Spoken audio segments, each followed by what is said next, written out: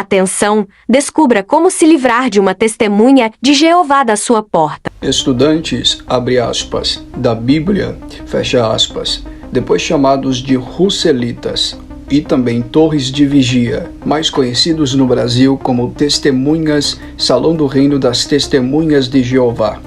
Uma seita fundada no ano de 1870, aproximadamente, por um dos seus cofundadores, Charles Taze Russell.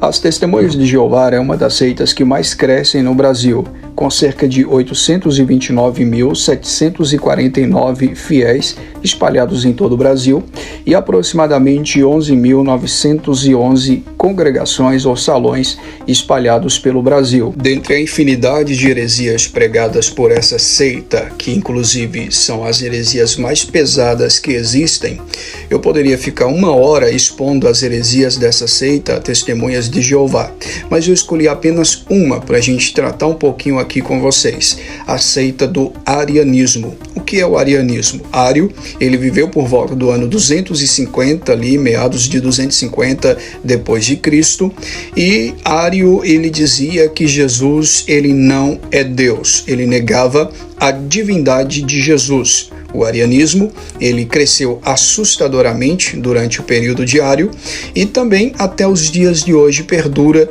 no meio de vários judaizantes do cristianismo e de muitas seitas como as Testemunhas de Jeová. Portanto, senhores, eu trago aqui para vocês a tradução do Novo Mundo das Sagradas Escrituras, publicada pela Testemunhas de Jeová. Inclusive está até empoeirada essa Bíblia aqui porque eu não uso esse lixo de tradução. Eu tenho essa Bíblia aqui somente para estudos. Tenho muito material de várias seitas para apologética.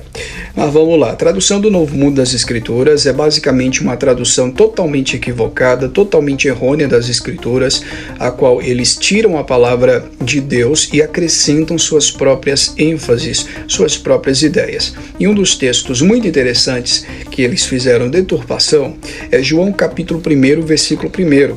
A Bíblia diz em João capítulo 1 que no princípio era o Verbo, e o Verbo estava com Deus, e o Verbo era Deus. Porém, quando nós olhamos a tradução do Novo Mundo das Sagradas Escrituras, ou seja, a tradução das Testemunhas de Jeová, eles não vão dizer que Jesus é Deus, eles vão tirar essa palavra aqui e vão dizer que Jesus, ele era um Deus. Veja só. No princípio era a palavra, e a palavra estava com Deus, e a palavra era um Deus. A palavra um Deus aqui, Deus está com D minúsculo, não vai dar aqui para vocês lerem porque vai estar espelhado, mas a palavra um Deus está com Deus minúsculo e um Deus, ou seja, eles não acreditam que Jesus é Deus, eles negam a divindade de Cristo. A principal característica de uma seita, dentre várias, a principal é atacar a cristologia, a pessoa de Cristo. Se uma denominação, igreja, seita, livro, pastor, pregador, papa, seja o que for, se ele ataca a pessoa de Cristo ou duvida da divindade de Cristo, da Trindade, se ele ataca a pessoa de Cristo, ele já é um herege por natureza. Já pode ser descartado e denominado como heresia. E é o que as Testemunhas de Jeová fazem. Por esse motivo, eu listei aqui pelo menos 5 textos bíblicos para você usar na porta da sua casa contra as Testemunhas de Jeová, mostrando para eles que realmente Jesus é Deus e que as Escrituras testificam disso. Vamos ao primeiro texto. O primeiro texto, basicamente, é esse que nós acabamos de ver. João capítulo 1, versículo 1. No princípio era o Verbo, e o Verbo estava com Deus, e o Verbo era Deus.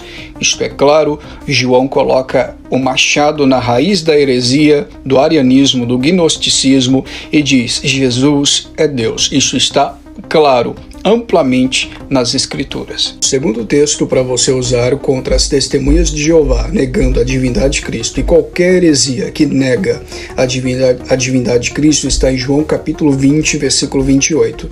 Diz assim o texto: Disse-lhe Tomé, Senhor meu e Deus meu. Quando Tomé viu Jesus ressuscitado, ele toca nas feridas do Senhor e reconhece que o Senhor Jesus é o próprio Deus encarnado, é o próprio Deus em pessoa. Cerca de 700 anos antes do nascimento do Messias, Isaías já havia profetizado no capítulo 9, versículo 6, uma terceira evidência que mostra que Jesus é Deus. Veja comigo o texto. Porque um menino nos nasceu, um filho se nos foi dado, e o governo está sobre os seus ombros, e ele será chamado Maravilhoso Conselheiro, Deus Forte ou Poderoso, Pai Eterno e Príncipe da Paz. Nessas passagens, o apóstolo São Paulo ele declara que Jesus é Deus, como em Romanos capítulo 9, versículo 5. Veja comigo o texto.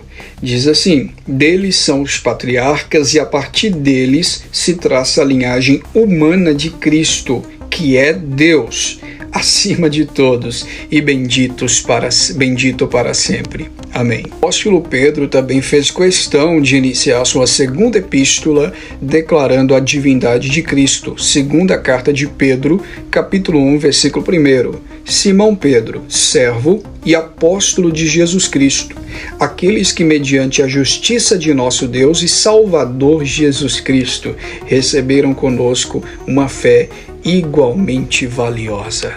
Poderíamos citar uma infinidade de versículos, mas vamos ficar com esses 5 textos. Vou citar apenas mais um, Filipenses capítulo 2, versículo 6. Mesmo sendo Deus, não teve por usurpação ser igual a Deus, mas antes aniquilou-se a si mesmo, tornando-se servo, indo à morte de cruz. Basicamente é isso que Paulo diz nesse texto maravilhoso, mostrando que Jesus não abriu mão da sua divindade ao ser achado em forma humana. Isso é simplesmente maravilhoso.